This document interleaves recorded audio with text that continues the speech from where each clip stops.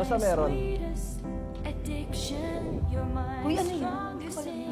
Iniisip ko rin eh, pero meron. Hindi lang talaga siya bakatin sa akin, pero alam kong meron. Uy, baka isipin nila maghiwalay na talaga. Wait, guys, hindi kami maghihiwalay kasi babae ako, ha? Tutulog ko. Ano ba yun, hindi ka magre-reaction? Kumbaga, open relationship na po kami. Ito, question mo na ba ang relationship natin kapag nagkakaroon tayo ng problema? Pwede bang hindi ko alam? Hindi ko alam eh. Yes or no? Kung may point na ba na question ko, hindi ko maalala eh. Sige, no. Tangina, nag-lie tuloy.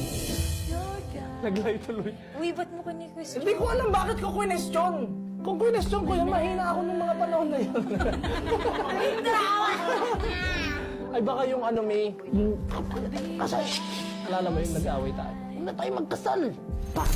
Hindi nila kasi alam eh, no, namuntik na tayo hindi kasal eh. Hindi na alam ng mga tao guys. Hindi nyo alam yun guys.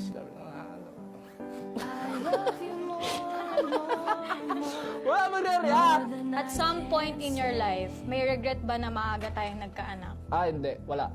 Si Mabi ang pinakaswerteng na dumating sa buhay ko. Kahit maaga siya dumating. Eh, ganun din sa'yo. At some point of your life, nagsisisi ka ba na nakilala mo ko? No. Nako, nakita ko yung tara. Guys, ang relasyon namin guys matibay. Hindi nyo basta-basta mabubuwag. Open! May mga tinatago ka bang hinanakit sa akin about sa ating dalawa? No. Wala.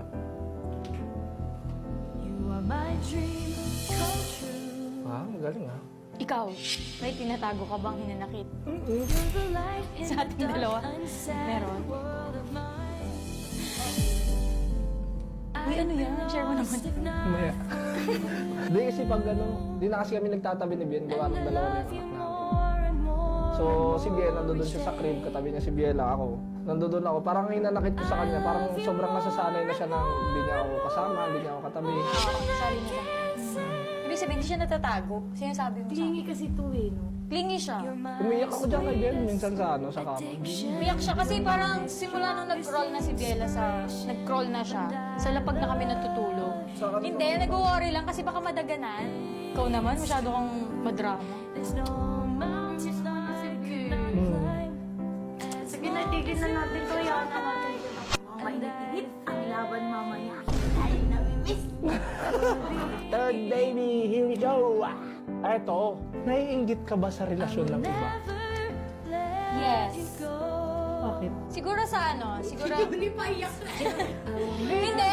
Siguro, meron ka talagang hinahanap sa partner mo na body language na hindi niya alam kung paano niya ibibigay. Ako kasi gusto ko talaga quality time eh. Hindi naman pahirapan ibigay, pero pag nasabi ko sa kanya na nakakalimutan niya ulit, parang gusto ko talaga kahit grocery lang, samahan ako. So siya, parang mahirap siya gisingin. Yun ang unresolved problem natin. Uy, nagdadamdam na si Ay, hindi ako nagdadamdam ha. Bahala ka dyan. Oh, ikaw na. Ayun din.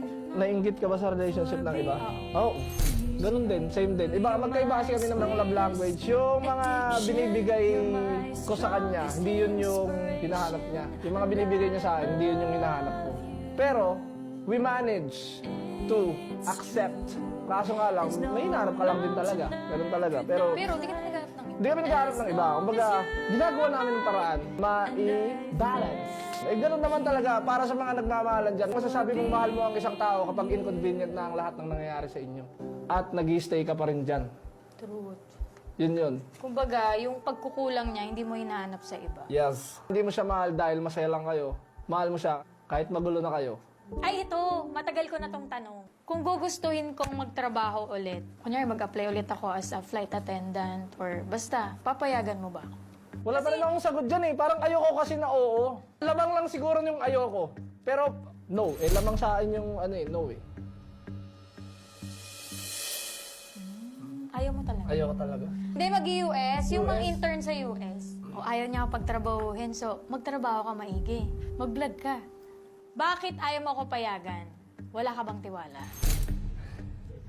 Wala akong tiwala sa long distance relationship. Yun. Ibig sabihin, wala kang tiwala sa akin. Hindi sa'yo, sa layong relationship. So wala kang tiwala sa sarili mo. Parehas lang yun! Hindi, magkaiba yun. Hindi, basta Magkaiba magkaparehas yun, yun. Dad. Wala akong tiwala. Hindi, Dad. Hindi, wala akong tiwala. Hindi, ito muna, Wala. isa ano muna. Wala ka bang tiwala sa sarili mo? Wala, meron! Ibig sabihin, wala kang tiwala sa akin. Tanong mo ngayon. Wala kang tiwala sa akin. Meron! Shucks. Oh. Ayoko lang talaga nung yung magkalayo. Ayaw niya talaga, ayaw niya. Pag namatay ako, Ah. maghahanap ka ba ng bagong nanay nila? Hindi. Ang hahanapin ko, tita nila. Hindi, pero hindi na ako maghahanap ng iba. OMG! Gusto niya nang mamatay ako. Pag namatay ako, ako naman, pag namatay ako, maghahanap ka ba ng daddy nilang bago? Hindi. Tatandang dalaga na lang ako. OMG! Dapat pala di ako sumagot. Makate. Kamutin natin yan! Habang maaga pa! Habang buhay ka. Habang maaga pa, kamutin na natin! Sabi na! Bakit naman? Hoy! Wala nang makakapagpalit ng tatay sa kanila. Yan, anong ting may asim pa? Siguro ba? Baka bagong asawa. Ayoko ng bagong tatay eh, kasi nag-iisa lang ang tatay. Kasi wala pa naman ako nakikita na... Namumultuin ko, tangin mo! Pag natin, ikaw mo lang, baka mo niyang asawa.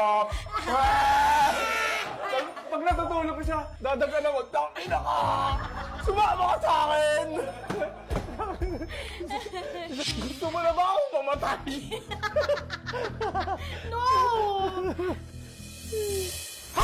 Ah, truth. Sige, laway ko. Sorry. Ibalik na rin natin yung tanong. Okay lang ba sa'yo na kapag namatay ka, mag-asawa ako? Oo. Ayokong mamatay ka mag-isa. Truthfully. Walang mag-aalaga sa'yo. Kailangan mo ng alaga. So sa lahat ng magkakapatid si Junie, siya talaga yung parang kailangan alagaan, ganyan. Mas gusto kong mag-asawa siya. Kasi mahirap nang maging malungkot ka mag-isa. Kasi ang mga anak mo, hindi yan habang buhay nasa'yo. So mas maganda may kasama ka pa rin sa buhay. Okay, sige. So Pero hindi ako payagan mo mag-aasawa. ako pag namatay ka. Tanong mo sa akin ngayon. Itanong mo sa akin yan ngayon. Tawa Okay ka lang sa naman. akin na mag-asawa ka? Hindi. Ay na. Gusto ko pagpunta ko ng langit, pag akyat mo dun sa langit, akin ka pa din. Hindi yung tayo na may iba ka ng asawa na pag akyat mo dun, ay, tatlo na tayo. Share na tayo. Ayoko, antayin lang kita dun sa taas. Sige, alam mo mahirap. At least alam ko na ngayon. Alam ko yung